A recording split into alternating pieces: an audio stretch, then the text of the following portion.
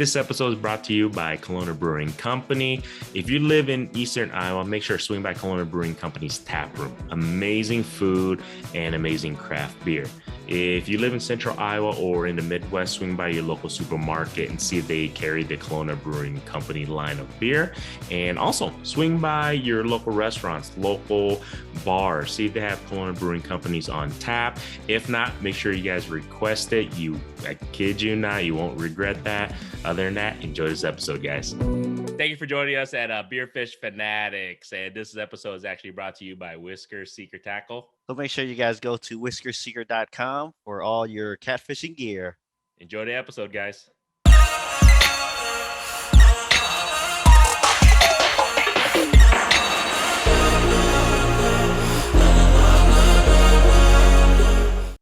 Once again, my kids, hopefully they are not on the internet because the shit will probably lag if they are. So sorry, guys. Just a FYI, I had to send them all the way upstairs to get ready for bed. So, all right, everybody, welcome to another episode of Fish Fanatics. This is Grandy with Ma Pop Fishing. We have Kit with the Fishing Kit YouTube channel. And you're actually, I don't know. Did you see, Matt? Is he kind of lagging a little bit, or is it me? A little bit.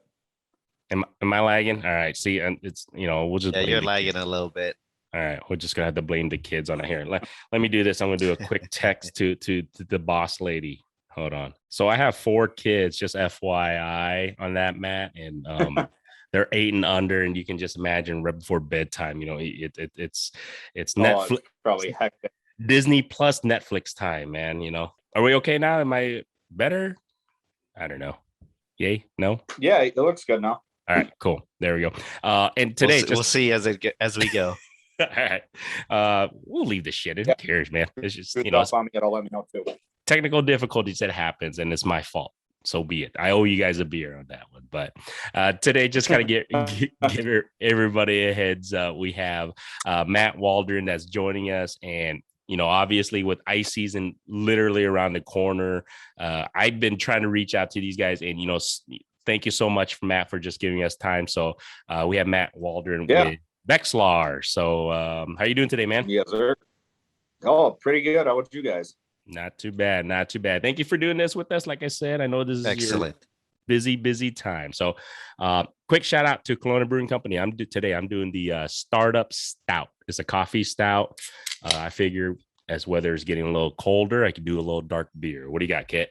I got a blueberry Hefeweizen. The Bluefeweizen. The Bluefin. Yeah. Bluefenweizen. Blueberry, I'm assuming.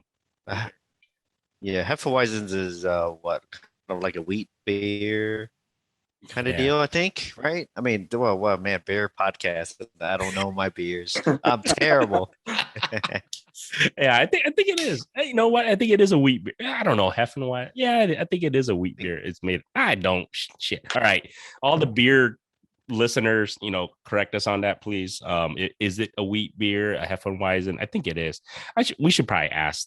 I guess we should ask our sponsors. They would definitely know, Kit. I'm just saying. But cheers, guys. Cheers. Matt's being a good boy today. He's drinking. He's drinking the good H2O. But when this goes on, I usually try to behave myself a little bit. I hear you. I don't blame him. So let's dive into it, Matt.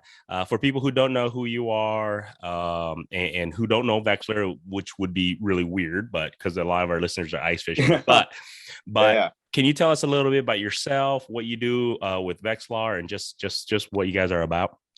Yeah, absolutely. So obviously Vexilar, we make ice fishing fish finders. We've been doing so for over 30 years now. And that's how long we've been in the flasher game for. Myself, I've been at Vex for almost 8 years now. Wow. And I'm kind of the jack at Vex. I do a little bit of everything. My main job there is I'm one of the technicians. So I work on fixing, repairing, and designing of the units. And then I also do a lot of the R&D.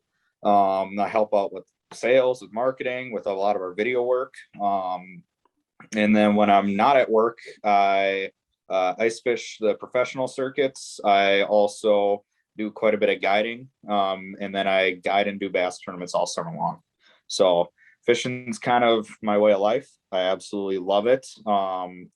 And yeah, I don't think I can't see myself doing anything else besides fishing. So everything that I do is usually somewhat involved with fishing. But yeah, that's kind of what I do at Vex. And I love it. It's a fun job. You know, it's nice going to work, looking forward to working. And I also I love ice fishing too. So it fit perfectly. I started working at Gander Mountain and then found my way in to Vex, just working part-time, and then never left. So you got your dream job. Yeah, pretty much, which is nice. I got it at a young age, so it helped. Man, it seems like a lot of the guys that we talk to that are in the industry, you know, they love fishing, and I have a regular day job, which, you know, it sucks, but you know, not everybody can live their dream, but that's pretty awesome. Yeah, I mean, trust me, I'd rather, instead of working 9 to 5 or 8 to 4 every day, I'd way rather be fishing. But you know, you got to put food on the table somehow. Yeah, exactly. So I think that's pretty much why I started recording on YouTube and everything, kids. Like, you know what? I just had to tell the boss lady, I go, you know what? I'm doing this for us. Yeah, exactly. I mean, I'm not in the industry. I'm not in the industry, you know, like Kit would say, we work regular jobs, you know, which is, like you just said, though, puts food on the table. But, you know, somehow we got to get fishing in somehow. And, you know, with the kids, exactly. I had to create something. So I just created a YouTube channel. That's pretty much what I did. So I can kind of go fishing and say, I'm actually doing something. Yeah, hey, I get it too. We do a lot of filming. I'm part of the Crappie Chronicles, and so we do a lot of filming the entire winter. Yeah, we actually just announced that we're doing season 2 for this year. And where can people watch that at? Is that on YouTube? Yep, that's on Adam Bartuzik's YouTube channel. Okay. And myself, Adam Griffith, Adam Bartuzik, and Ryan Pinkala put on this series last year, and it was very successful. It did very well. And we're doing it really big for season 2 this year. And so we just announced that we're doing it. We haven't given out too many details yet, but we just announced we're doing a meetup at Thorn Brothers. They're the title sponsor for the show. And we also picked up a really big non-endemic sponsor with Black Rifle Coffee. Oh, so nice. Yeah, we're really excited for this next season of filming. It's going to be tough because we keep it 60 miles within the Minneapolis metro area.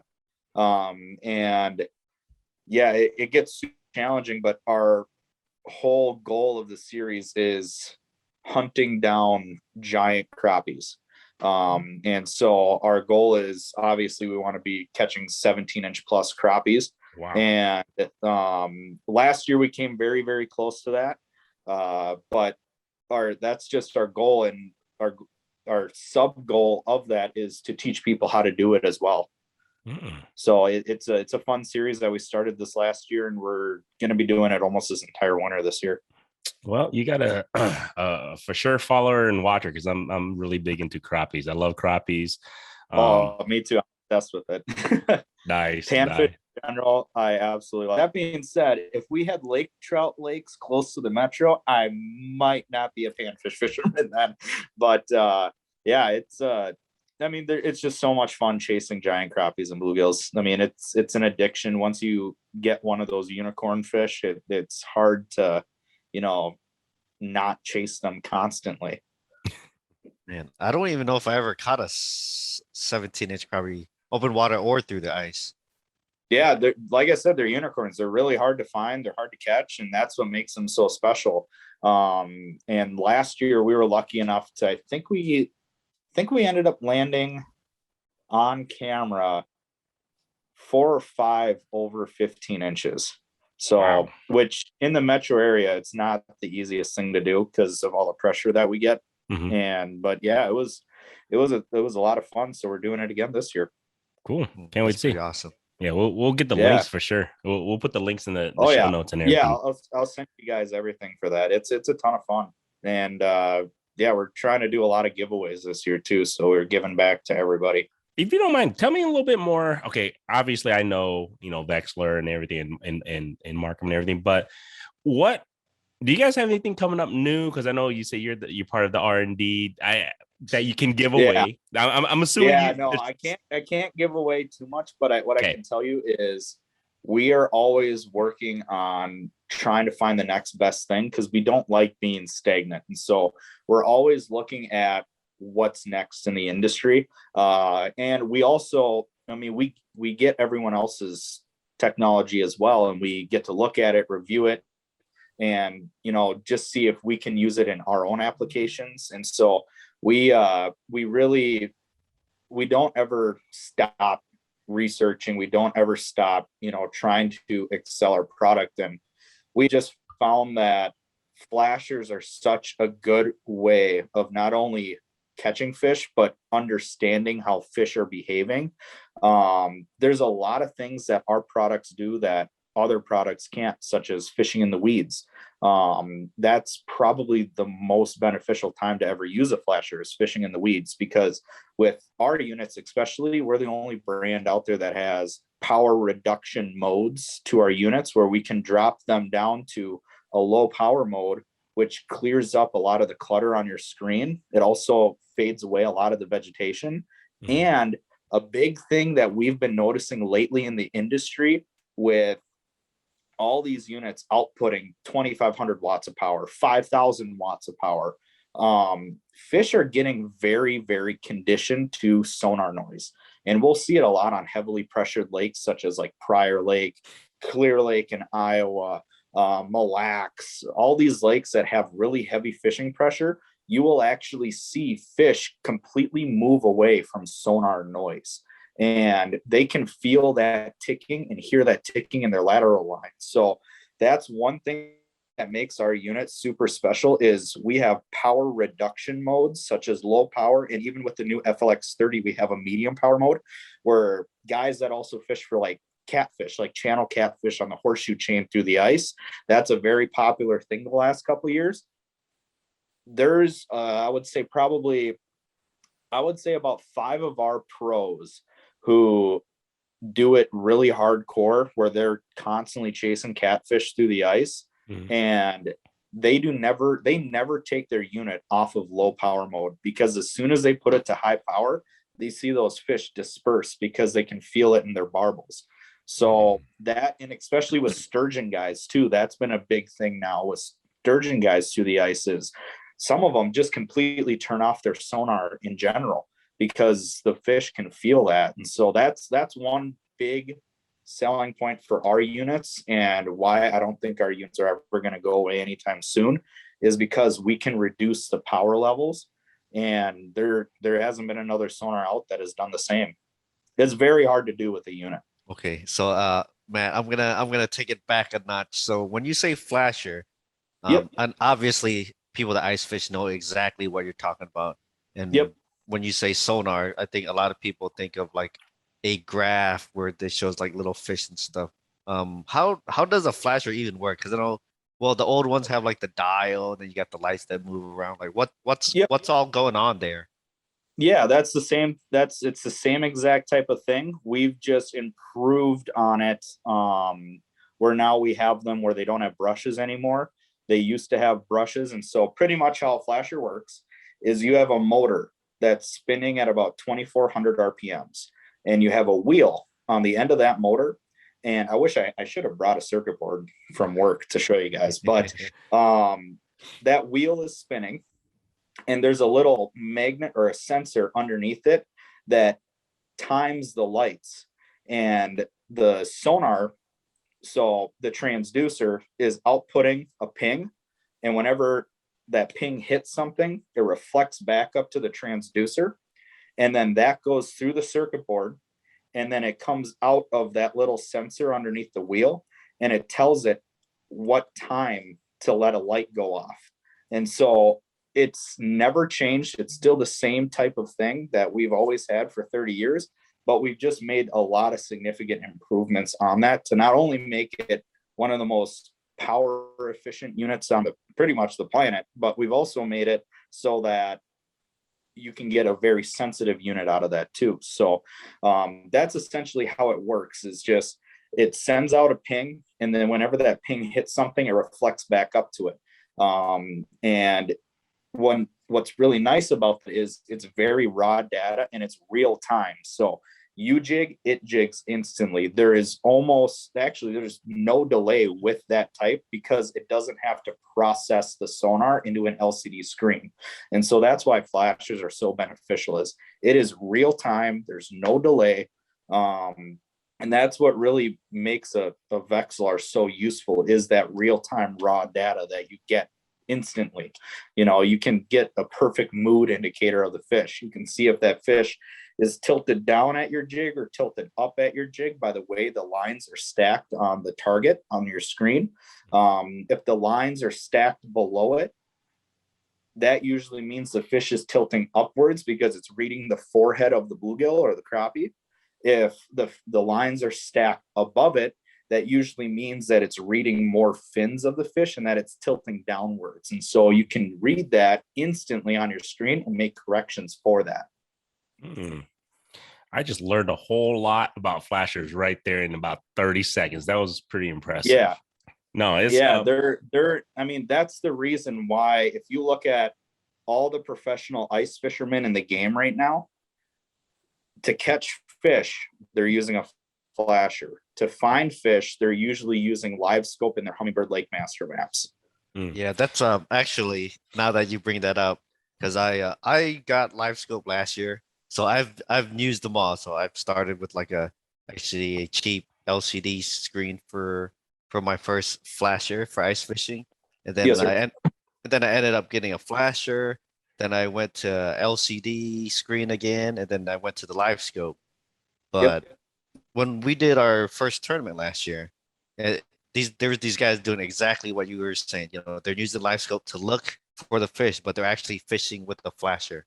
And after that moment, I was like, man, like flashers, like even though live scope's great, but flashers still have their place on the ice. And I'm like thinking like I should just pick up a flasher again, because nothing really replaces it. Like you said, you just it's instant and you don't have to really fiddle with too much. You just put it in, turn it on, and everything's ready to go pretty much. Yep, exactly. And it's the best way of getting a mood indicator of the fish. That's so, like, the way I look at everything in the industry, they're all tools on your tool belt. There's a time and a place for every single one of them. So, because I've got live scope on my boat, I've also got one for ice. And so the live scope Vexilar combo, we call it search and destroy. It is the best combo ever made, pretty much, because you hunt them down with the live scope and then you put them on the ice with the Vexilar. And so that 1-2 combo is super huge. And that's why a Vexilar is so important. And there's a lot of guys that even use the Vexilars open water, because there is a very useful way of using the flasher in the boat, and that is when you're fishing in weeds. I don't know if you guys are bass fishermen at all, but a big common technique is flipping jigs into milfoil for largemouth. And one very useful tool for a flasher is if you put it to about triple or quadruple the depth, you can actually see double echoes. And what a double echo is, when that sonar signal hits the bottom and bounces back, if it's a very hard bottom, it'll ping back so fast that double the depth, it'll show another bottom reading. And so if you put your range to triple or quadruple the depth, the stronger that double echo is, the harder the bottom is. And so it's really easy to find hard spots inside the weeds where those bass usually congregate, more so than the rest of the weed patch. I never would have thought about that. I know that's really interesting, but it makes sense once you explain it that way. I'm a big sonar guru. My boat is completely decked out. I've got every brand sonar on it. I ran Lowrance's for a while, and then when Humminbird came out with their mega imaging, I switched my boat over to all Solix's. And then I've got the Garmin's on the boat as well for navionics mapping and for live scope. So I use a little bit of everything, just because every brand makes a really useful tool for certain different presentations and fishing styles. So I don't like limiting myself to just one thing. Agreed. No, I mean, I used to have I did have a Vexilar, and the one thing that I have noticed, I don't know if this is something that you guys at Vexilar make this a thing, but one thing I noticed and one thing I've heard from a lot of people, you know, on top of that is that the quality of a Vexilar, you can put it through anything and it'll still run. And Yep. It's one of those things where I have Markhams before, and Yep. you know, I'm not trying to say anything bad about them. They, like you're saying, they have their use for whatever you're using it for, but I've noticed that for some reason you can drop a Vexilar and it will still run just fine. I'm not saying go drop it, guys, by the way, Yeah. but I'm just saying. I'm not recommending. Yeah, I don't want to fix it. Yeah. But yeah, no, there's a lot of truth to that. A big reason for that is because our units are made in Japan. And if you follow any of the high quality fishing items, whether it's lures, whether it's rods, reels, most of it comes out of Japan. And they have techniques in lures and baits and fishing rods and reels that they've been using for 5 to 6 years before it ever comes to the States. And so normally the highest quality fishing gear starts and comes out of Japan. And so that's where all of our head units are made. And then we balance our transducers for our head units, and we're very, very picky about it. Each one, before it even goes into the box and goes to a retail store, we hand test everything ourselves. So everything is put together right here in Bloomington, Minnesota. And everything is tested from the battery to the head unit, to the charger, to the charging cord, to the power cord. I mean, the whole unit, you know, once you get it in the box, that it's going to work almost 99.99% of the time. So that's also why we have the lowest return rate in the industry right now at 0.01%. Wow. Yeah, so we're very, very thorough, and that's one reason why a lot of people buy Vexilar, is because they know they're going to get a good, reliable product, and they're also getting a company that stands behind their product. So if anyone ever has any issues, all they have to do is call us up, and they get a hold of one of us. So it's a really cool way we do business. Yeah, I did not realize that the units were made in Japan. I did not know that. Yep, the head units are made in Japan. The transducers, depending on which one you get, are either made in California, made here in-house in Bloomington, or made in Japan. It's awesome. Pretty cool tidbit there. Yep. So I'm gonna go back to the the technology a little bit. Essentially, flashers, the core technology hasn't changed that much over the years. Yep. What would you say is like the biggest I guess leap in in innovation in the flasher spectrum? The biggest leap that we made was in 2013 when we came out with the FLX 28, and that was our first brushless unit. And so what that allowed us to do was we were able to put a lot more information on the wheel that's spinning. We have 3 light bars on it now instead of 2 LED rows. And so now with those 3 LED light bars, we can give you a depth readout on the screen. We can also tell you the battery voltage on the screen. There's a lot more information that you can get out of that. The other thing is it extended the life of the unit from 10 to 20 years if you're a really hardcore fisherman to we don't even know how long they'll last now because there's no brushes. And before, how it worked is underneath that spinning wheel, there was 3 brush pads, almost like brake pads on the car, and they would supply the voltage to the LEDs on the wheel, and those would wear out over time. So you get a guy that's a hardcore fishing guide, and the unit would last him 5 to 7 years of constant use before the brushes would have to be replaced, and then it would be like brand new again. But now, since the unit doesn't have any brushes anymore, it's going to last them. I mean, you're going to wear the motor out before you wear anything else out on the actual unit. So it's going to last you a super long time now. Okay. And so that was probably, I would say, one of our biggest advancements until about last year when we figured out broadband sonar. And broadband sonar is what we launched with the FLX 30, which is our flagship unit. And what that allows you to do now is you have 7 different frequencies to choose from. And each different frequency. So before, all the units were 200 kilohertz, and that's an industry standard for frequency. Mm-hmm. Now the FLX 30 is 160 to 300 kilohertz. And what that gives you is now you have a cone angle for each frequency. So 300 kilohertz, your cone angle is going to be around 7 degrees. And 160 kilohertz, your cone angle is going to be around 16 degrees.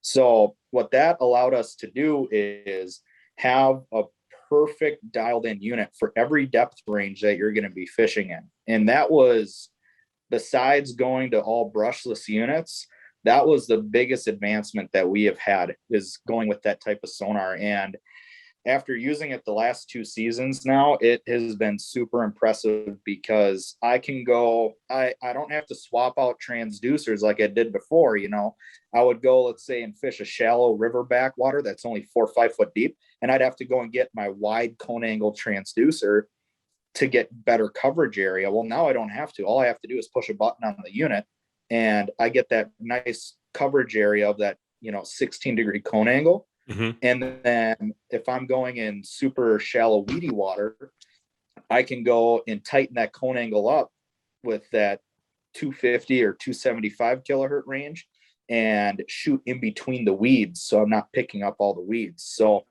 the unit is really impressive because you can do almost anything you want with it now. And so that was a big advancement for us this past 2 years ago, I would say, is when we really started working on it hard. Yeah, I remember seeing that stuff on Facebook. I was like, man, is it really that big of a difference? But I guess now that you talked about all the differences, yeah, it's more so for the guy that wants to really dial in their unit for every scenario that they'll be in. Because don't get me wrong, it'll work. The regular Vexilar, like a 28 or a 20, will work in every fishing scenario, but we wanted to find a way to make it work even better so that you don't have to swap out transducers, or so you get pretty much the most perfect picture you possibly can at every different depth range in one unit. And so that's really why we had, pushed for that technology. That's why you're a professional ice fisherman. Holy shit, you know your shit, man. Well, actually, speaking of that, what constitutes as a professional ice fisherman? What are you traveling? Are you just doing tournaments? Well, what are you doing? And how do you become a professional ice fisherman in case me or him want to? Yeah, so pretty much we have one professional circuit in the industry, and that's the NAIFC, the North American Ice Fishing Circuit. And they travel from Michigan all the way to Montana, and they go all the way across the ice belt. I usually just fish the ones that are in Minnesota, Wisconsin, or Iowa. Okay. And that is a big money tournament, and that's what the best ice fishermen in the country fish. But that being said, it is a lot of travel time. And so now with filming, I don't get to do it as much anymore just because it's a commitment. And so I usually fish the UPL, which is a metro-based ice fishing tournament circuit in which most of those NAIFC pros also fish the UPL, or the MN Made, which is another big ice fishing circuit in the metro area. And the UPL is the Ultimate Panfish League, and that's the oldest ice fishing circuit right now currently running, which is, I think we're on our 20th season, I believe, for this year. Wow. And yeah, it's a ton of fun. I absolutely love it, but I think this might be my last year. I'm getting so pulled away to working shows and seminars and filming that it makes it hard to do everything. Yeah, that's essentially what it institutes. You get a lot of ice fishing pros that are also full-time guides, and then you also get a lot of ice fishing pros that are more so the professional promoters of the industry, that like the Terry Tumas that don't really guide or fish tournaments, but they're spokespeople for the industry. and really help get a lot of people into the sport. Have you seen a huge increase? I mean, in regards to interest into ice fishing in the past, let's just say 2 to 3 years. Have you seen I mean, last year was our busiest season. I mean, no one knew what was going to happen with COVID.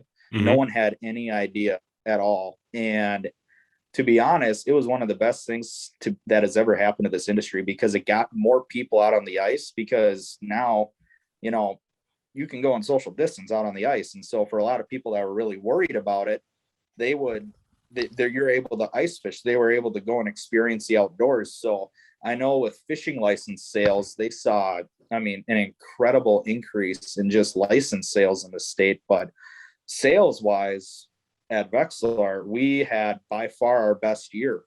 And I almost wish we would have ordered more units, because there was a lot of people halfway through the season that were calling us looking to buy units, and we had nothing to sell because we sold out of absolutely everything, which we were worried about with not having any of the ice shows. Mm-hmm. And that didn't seem to faze people one bit. So it was a very, very good year. And just fishing around the metro, I don't know if you guys noticed it, but there was a lot of people on the lakes, like way more than I normally would see, especially on weekdays. So that was a really impressive thing last year. There was a ton of people out on the ice. Yeah, we live in central Iowa. Kit, did you see a lot last year? Would you say on the ice? I think more than the previous 5 years, I would say. Yeah, more than usual for sure. Definitely. Yeah. Are you guys fishing like Brushy Creek and Clear Lake and Okoboji's? Yeah, we did. We did the YBB, and I would go up to Clear Lake at least a few times each winter, but I think lately I've been trying to stay more local to like central Iowa. Yeah, pretty much the only lakes that I fished in Iowa. We had an NAIFC on Okoboji, and I've also done a couple of the Okoboji Open Bass tournaments. And then last year we had Ice Team University out on Clear Lake. So I got to chase yellow bass for the first time, and holy crap, do those suckers move. Like I was talking about with the sonar noise pushing away fish. Mm-hmm. That's where we noticed it the most, was really? On Clear Lake. Yeah, that was chasing down those schools of yellow bass was really, really difficult. You'd see them on live scope, and you'd keep live scope pointed at them for 5 minutes or so, and they completely move away from the sonar noise. But as soon as you turned it off and you put all the Vexilars into low power mode, mm-hmm. and you worked around the area and you refound them again, they would stay a lot longer until we whacked the hell out of them. There you go. Matt, you just sold like a bunch of your units right there, because obviously us in central Iowa and everybody's like, we can't catch shit at Clear Lake the past couple of years. And I think you just explained to them why. Yeah, and we didn't realize that. So day one, we were pushing around schools like crazy. I think I drilled through like 7 of my DeWalt batteries on day one, and I was using the big giant FlexVolt batteries, and I drilled through absolutely all of them. So it was, once we figured that out for day 2, it became a lot easier. See, I got to pick up a flasher again now. Yep. It's a really useful tool. Say again, you kind of cut out. Good mood indicator on the fish.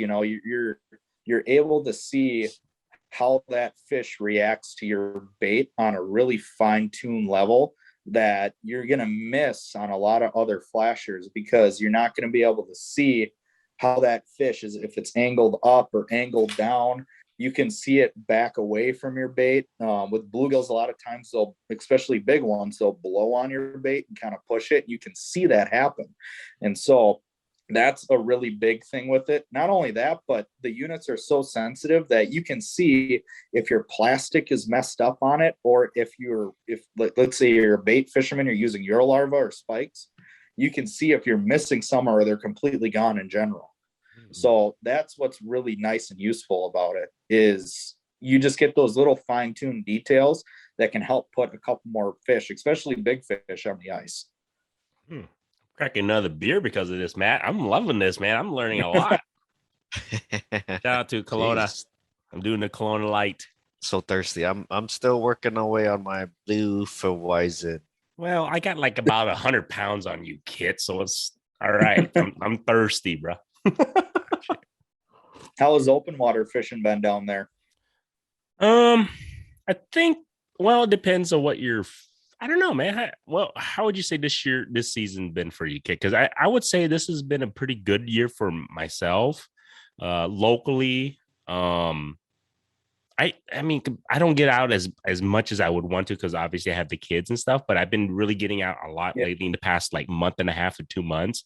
And it's been fun because I've been trying new things and targeting different species that I normally don't do. So I've been having fun doing it. So I think that's the best part of it.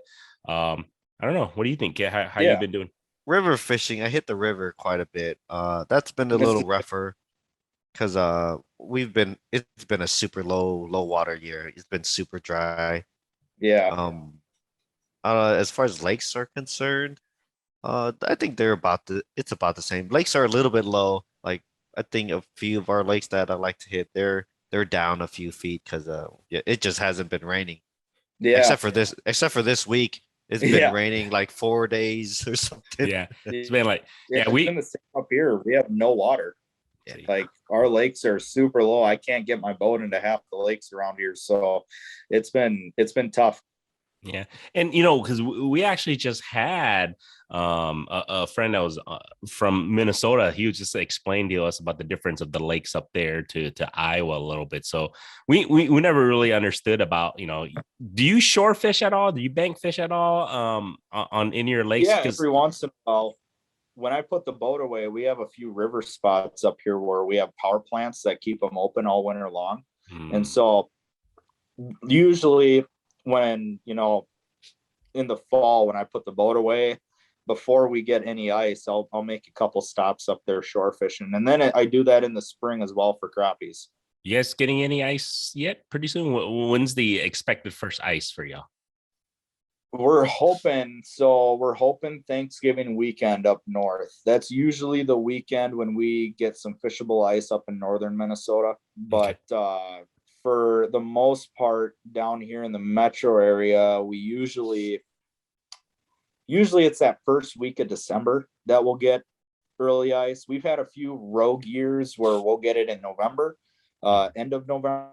Yeah, we're getting pretty excited for it. But yeah, usually around here in the metro area, it's first week of December, and then northern Minnesota, it's usually middle of November to end of November. But with this year, weather's been kind of funky, so we're not really sure what's going to happen at this point. I mean, all of a sudden a week goes by, the forecast says that it's going to be 40s and 50s through November into December, and then all of a sudden this week it looks like we're going to have a big cold snap now. But who really knows? The weather changes so much this time of year that it's really hard to predict. But on average, usually first week of December down around by me.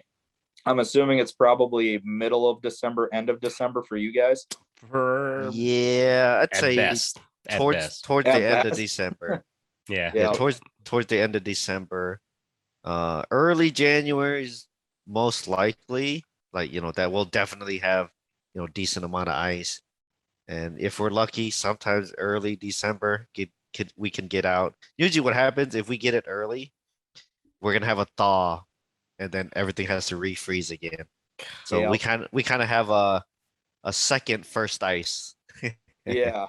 We had that happen up here this last year. Last year was a little bit of a strange winter for us. And normally we're driving trucks on the ice around middle of January, and last year it almost took us till February to get good, safe enough ice to drive on.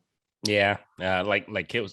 We had the same thing as you guys. We had 2 first ice last year. That's exactly what pretty much happened to us. So it's like, is what it is. But we'll see. It's supposed, like I said, the Farmer's Almanac said it's supposed to be an amazing winter this year. So it's supposed to be deep, frigid, all that shit. So we'll see how that turns out. Hopefully it is. I mean, it's not only good for business, but I love my ice fishing. So it hopefully it's a cold winter, not too cold, but cold. Yeah, for sure. Yeah, I don't like that negative 30 degree stuff. That's not for me. I agree. And the windshield. Yeah, we had a tournament last year and it was like negative 58 with the wind chill, and we still went out, and hole hopping and that stuff is not fun. we were close. I think it was probably the same weekend as you guys. We did the, like you said, the YBB up there Yeah, in that was Clear. the same weekend. It Oh was the yeah, same. Yeah, it was bad. yeah. It was rough. That was a little rough. It was not fun at all. So we did that, and we caught one yellow bass in the tournament. Oh geez, Yeah. that would have been that's icing on the cake for suck. That's not fun. But on that one, so I don't know, you follow us or anything, Matt. That one fish got us the last place for the weigh-in teams. So it ended up winning us money. Oh, heck yeah. Yeah, we That's cashed the awesome. check. Nice. We Hey, cashed. that's all that matters. As long as you're cashing checks, that's all that matters. Exactly. So it was fun. We had a great time with it. But like you said, dude, that was brutal with that windshield. But hopefully It was horrible. Yeah, I definitely agree. Yeah. A little rough. Yeah, it was not fun. I'm out on that stuff. That's not fun. That's not fun. That's like going out in the boat when it's blowing 40. It's just, it's not fun. You know, it's hard to enjoy. Even if the fish are biting, it's just a lot of work. Yes, agreed. And we didn't even, I don't even think, because I know Kit loves to like run and gun when we ice fish. We couldn't even do that. It was so brutally nasty cold. Like, it doesn't even matter how thick your clothing and you can have all the gear you want. When it's -40, it's -40, guys. It doesn't matter. Yeah, like my body was warm, but all my gear was cold. My live scope deucer would not work one bit. Like it was so just miserable. Like I'd have to clear out the hole every minute just because of all the ice that would form. I mean, it was brutal. Let alone I probably missed half the fish that freaking bit because I didn't feel them. Yeah. So it was yeah. I don't like fishing when it's that cold, but you got to do what you got to do, especially in a tournament. So, but yeah, it's not fun when you have to do it. Agreed. I think at that point in the season, I was like, all right, I'm over ice fishing. Yeah, usually that's what happens to me too. Normally, like when I'm out there, I just start thinking about the boat and 80-degree days, and it's I kind of wanted to touch on like the supply stuff because I know like there's supply chain problems like everywhere, like outside of fishing, like every industry is getting affected by it. Are people going to be having a hard time? Like, let's say I want to go pick up a Vex this weekend. Should I like try to get one early just in case, you guys don't have enough? We actually got all of our product in. So all of our stuff is going to be good. They do sell really fast anyways. So I would always recommend getting it earlier rather than later. But yeah, we're ready to go. We have all of our inventory in, our batteries got in. All of our head units got in. We had to do a lot of air shipments because the boat shipments been kind of a sketchy thing as of late. So we wanted to, it's going to cost a little bit more, but we wanted to make sure we had all of our product in because we knew a lot of people were going to have a hard time doing that.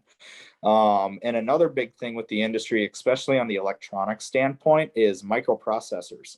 And anything from your vehicle to your digital scale to anything that's electronic on the circuit board, there is a microprocessor that pretty much takes raw data and transmits it to the rest of the circuit board.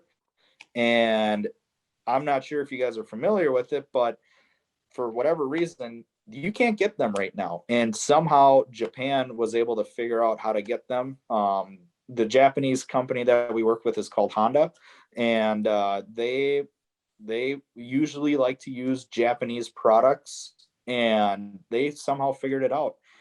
So we got really lucky with their inventory this year, and we're ready to go. We have everything shipped out to the stores for the most part. We're already working on second shipments, and it's going to be a good year for us. No, that's good to hear because I know we've had people on from different industries or different companies and everything, and just others like it's going to be a struggle. So get your stuff early, but no, that's good to hear that you guys got at least the initial order and everything. You guys are already rock and roll. That's definitely I think it's gonna put some ease into people's minds a little bit because everybody's like, oh shit, supply chain. That's all we keep hearing, right?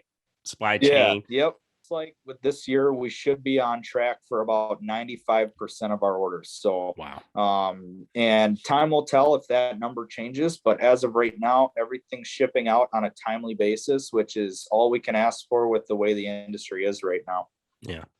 Oh, that's cool. That definitely refreshing to hear for sure. But what shows are you or Vexilar going to be located? Because for the upcoming ice season, we'd love to get up there. I mean, to Minnesota, it's not too far from us, a couple hour drive. So, but what shows or what trade shows that are you going to be at, or Vexilar going to be at? So possibly we can just kind of cross each other's path and have a beer.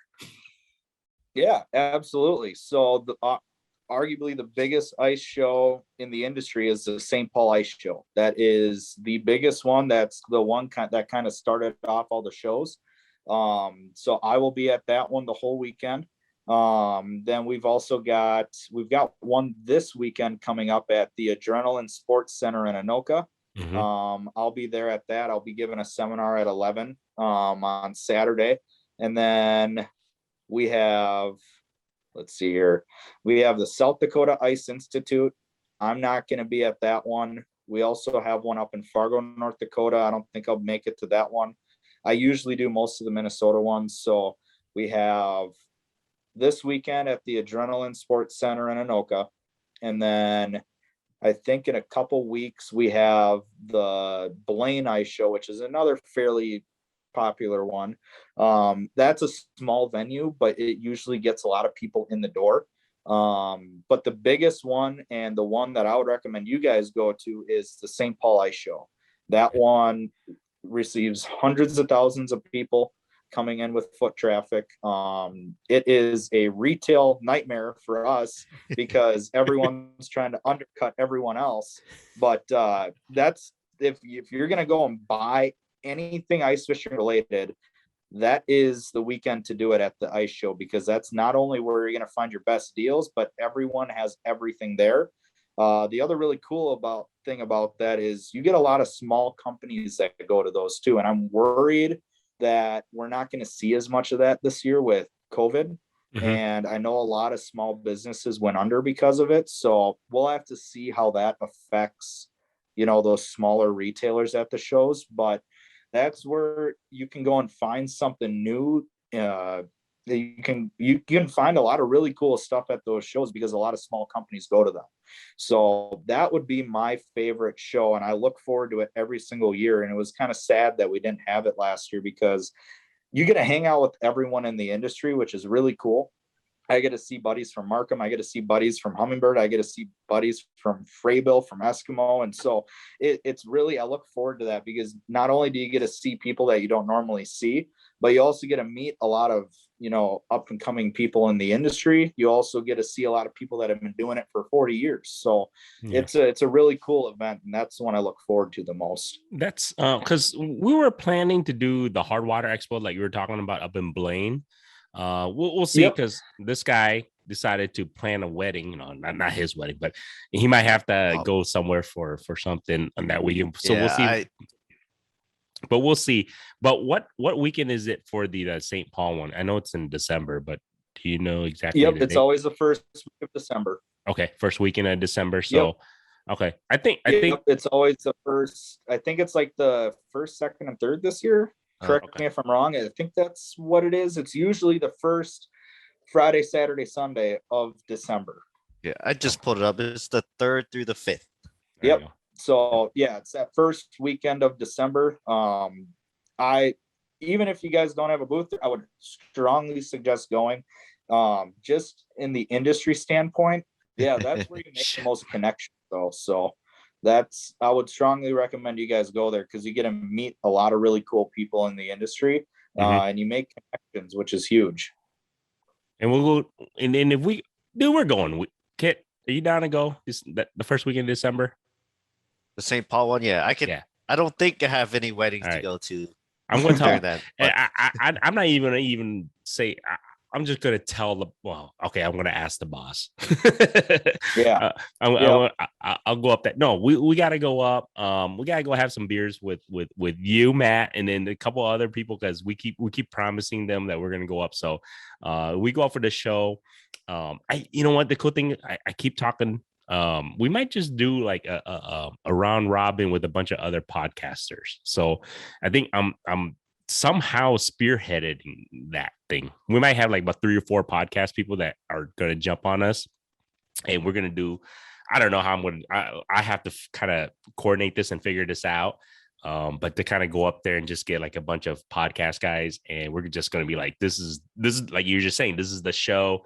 And I want everybody's input, you know, what do they think, new things. So that's kind of cool. So we're going to network a little bit out there. So yeah, I'm excited, man. I'm going December. We're going, Kit. Yeah, it's an amazing show. It's a ton of fun. I mean, you guys will have a freaking blast. All right. You sold us on that. And then, like I said, we gotta go get drinks after, though, Matt. All right. So yeah, absolutely. Absolutely. Down. Talk about fishing, man, about you and fishing, because you know we're talking business and everything, but what I mean, you told us a little bit that you love to ice fish for panfish and anything, but what else do you like to fish for? Whether it's open water, ice fishing, is there anything that you love to target and love to eat fish wise, or you know, what is it? What does I Matt love eating bluegills and crappies. Bluegills and crappies fish fry are absolutely amazing. But yeah, I mean, every winter I like to switch it up a little bit. So like 3 years ago, we went out for a week to Cascade Lake in Idaho, chasing giant perch. Yeah, that was an absolute blast. I got 2 for the wall there. I got a 2.2 and a 2.4. And so that place was amazing. The only thing that sucked about it, and the reason why I'm never going back, is because it's like a 27-hour drive. Wow. And when we drove out there, we drove through 2 freaking snowstorms, and we got like 5 miles to the gallon pulling a stinking snowmobile trailer. So it was definitely a lot of work, but it was, I mean, fishing up in the mountains was breathtaking. It was absolutely amazing. And then last year we went to where was it? We went to Fort Peck, chasing lake trout in Montana, and that was amazing. And like I said, that was by far my favorite ice fishing I think I've ever done. You know, fishing in 50 to 80 foot of water, ripping 1.5 ounce tube jigs, and then having your line just absolutely get knocked slack and almost rip the rod out of your hand. It was pretty amazing. That was by far my favorite ice fishing experience. But for the most part, my favorite local ice fishing is chasing giant crappies. That's probably one of my favorites. But open water, I'm a bass tournament guy, so I do a lot of smallmouth fishing on Mille Lacs in the spring. And then through the rest of the year, I'm on Lake Minnetonka doing largemouth, primarily largemouth bass fishing. And then this time of year, I do a lot of walleye fishing. So I like to switch it up just a little bit. If you had to pick between walleye or crappie to eat, which would it be? Yeah. Crappies, because I can go catch them whenever I want. That's true. Convenience. Yeah, Convenience. I don't know. I enjoy eating both. But I really do like to eat crappie. I mean, crappies and bluegills are hard to beat on a fish fry. Agreed. White bass is also pretty good too if you cook them right. Yeah, man. A lot of people, man, they like disregard white bass, think it's trash, but no, white bass, they fight hard. They're fun to catch, and you get a lot of meat on them. I mean, we have a couple lakes around here that we chase big white bass on, 2, 3, 4 pound white bass, and they're a ton of fun to catch through the ice, and they taste really good too. Yeah. You just got to take that mud line out. We usually do a lot of bleeding of fish, so we'll bleed them out before we go ahead and clean them, and that usually helps with that muddier taste. But if you catch them in a lake, they usually end up tasting pretty good. My kids love them. And, you know, I think we might be one of the only podcasts out there that really, we push white bass. We love white bass. I mean, we live in I mean, I like you were just saying the fight is amazing. When you catch a 1 or 2 pound white bass, it's unbelievable. The pound for pound, They'll take they're you up for a there. ride. Yeah, Yeah, and they'll take you for a ride. They're absolutely awesome. and then like you just said though, the amount of meat you get out of them, you're right. Get rid of the if you bleed them out or get rid of the bloodline and you fillet them. My kids love them. So Yeah, I'm glad to hear that. I'm glad to hear it. I'm glad to hear it because Yeah. I'm a big fan of white bass. Yeah, they're absolutely awesome. I love them, and it's definitely a overlooked fish around the metro. Everyone's so focused on bluegills, crappies, and walleyes, and so it's always fun chasing them because man, when you hook into a 3 pound white bass, I mean it takes you for a ride on panfish gear. I mean, it is a ton of fun. Mini lake trout. Oh Yeah. man, I've tried targeting lake trout a couple of times, man. It's been rough. I always hear all these good things. People are like, "Yeah, it's so easy. You just like you can't do anything wrong." And then I got go to Fort Peck. It'll blow your mind. Fort Peck is absolutely amazing, and we had a tough trip when we went out there, and we were catching 25 to 30 fish a day. Jeez. We had a buddy of ours went out last year, and we went out to Fort Peck 2 years ago. Last year I wasn't able to go, but I had a couple buddies that went out, and they were catching 100 fish a day, lake trout, and they're all 5 to 12 pounds, and you'll get a couple 15 pluses. So it's an amazing lake trout fishery. Like it's also a really good walleye and smallmouth fishery too. We went out there open water, and we were having a hard time catching lake trout, but the walleye fishing was amazing. Montana, right? Yep, Montana. And from the metro area in in Minnesota, it's only a 10-hour drive. For you guys, it'd probably be around 12, 13-hour drive. So it's not that bad. We might have, well, because I have a bunch of in-laws that live because they're the one who got us into ice fish, or myself into ice fishing many years ago, and they live in Denver, Colorado. And okay. So I ice fished out there. We know lake trout out there, like Fishing Kit was saying. They're saying it's so easy, and every so often we struggled, obviously. But it's like you were saying though, when you get into those mountains, you get to those lakes, the view. I don't even have to catch a fish. It's just unbelievable just to be there, just to see the views. Yeah. But no. Montana, we might have to make a trip. So I'm going to talk to them about this. Good things about it. It's a lot of fun. Get like 10 guys to go. There's a couple Airbnbs just off the lake. And I think we had 10 guys that went on our trip, and I think it was like only $100 a night, and we were there for almost, I think it ended up being $200 for a full week there for each guy if you had 10 guys. So it definitely was worth it. So if you get a big group of guys to go out, plus it makes breaking down a giant reservoir like Fort Peck a lot easier. But yeah, pretty much the secret out there is you just have to be near the main river channel. And normally I think the time of year to go is usually around middle of February. They only get ice for about a month and a half out there. So it's kind of sketchy. You're fishing 12 inches of ice over 100 foot of water. And so it's a little sketchy, but yeah, it's not bad. It's a ton of fun. Yeah. We're kind of I would call us foot soldiers because we don't have snowmobiles and stuff. Is that doable from on foot? It is. You're gonna walk a little ways, but the nice thing is for whatever reason that part of Montana doesn't get a absolute ton of snow. So it wasn't bad. When we went out there was zero snow, and we were a little worried going out to lake because we're like, it's like 45 degrees and there's no snow. But once you get to the lake, it gets a lot colder. But it's not bad, to be honest with you. The snow wasn't bad, and we actually did a lot once we brought 4-wheelers. Once we got pretty much to the main river channel, which is only about half a mile out, so it's not even that long walk. There is so many humps and fingers and points that stick out to the main river channel. I mean, there's thousands of them. It's pretty easy to find a spot to fish.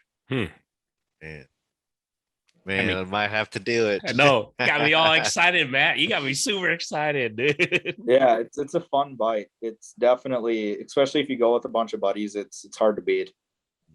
Yeah, that lake trout's been a monkey on my back ever since I first tried targeting them. I mean, I ended up catching like 2, and they were probably 2 pounds. So Yeah. they still haunt me a little bit.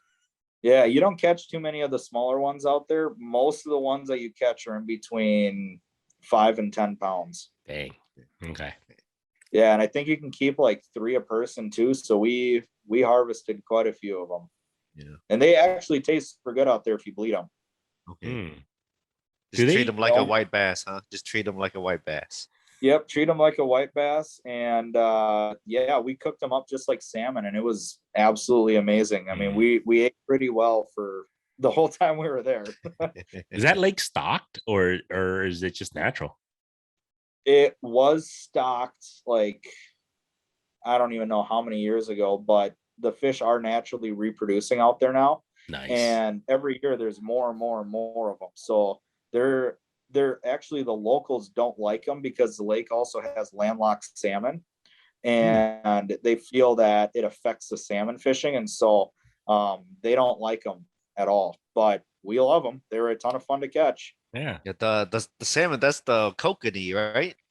I think so. I'm not quite sure what they have. All I know is they have huge salmon in that lake. So I'm not sure if it's landlocked cohos or I don't know what type of. We didn't target them at all, but we think we had one on because one of our guys got completely spooled, and those salmon are no joke. So we think he hooked into a big salmon. Okay, so it probably wasn't a kokanee because kokanees are like kind of small. Yeah, no, these they get 15 to 20 pound salmon. Oh, okay. I'm not sure what type of salmon that they're fishing, but that's primarily what they fish for on that lake, that and walleye. All right, Kit, we're making a trip. Yeah, it's a ton of fun. I'll let you guys know whenever I end up going back out there, but it's definitely one of my favorite trips I've ever done. No, that's awesome. Good to hear. Good to hear. No, we'll let you know. I'll reach out to you, Matt. When we hit up for sure for the St. Paul show.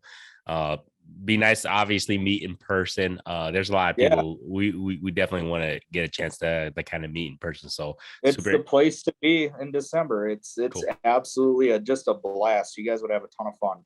Sounds good. Holy cow, dude, an hour went by quick. Holy cow. Kit, do you have anything else for Matt? I know you wanted to ask a lot of questions, so I think I got most of the stuff out of the way, honestly. But so if our audience wants to reach out to you or to Vexilar, where can they do that? Yeah, so I mean, they can obviously message me on Instagram. It's M Waldron Fishing. They can, I mean, if they want to message me on Facebook, they can do that as well. It's just Matt Waldron. They can also call Vexilar and talk to me direct, or talk to any of us at Vex Direct. I think our number is 952-884-5291. So yeah, you guys, we're really easy to talk to, really easy to get a hold of. That's one of the things. We're a customer service first company. So we want to make it easily, we want to be readily available to anyone that has any questions, issues, ideas, anything at all. So we like, keeping that customer service first mentality. And I think that's why we have gotten to where we have gotten, is, we put our customers first. No, that's awesome. You guys kind of build a reputation up, because I always hear good things about Vexilar's customer service. Yeah, we like taking care of our people that take care of us. So nope, that's awesome, man. And like I said, dude, thank you so much, Matt, for just giving us the time. I know, especially right now, like you just said, with the upcoming season, everything is so busy. So I wholeheartedly appreciate you just spending the time and talking to us. And then, like I said, we're going to get our asses up there so we can have a beer with you and just talk a little bit more about fishing and just enjoy everything. So you know what, thank you so much. And the thing is, I think Kit's gonna get another flasher. I think I might get another one too for the kiddos. So we'll let you know on that one. But other than that, man, thank you so much, Matt, for your time. I appreciate it, brother. Absolutely. Thank you, guys. All right, thanks, Matt.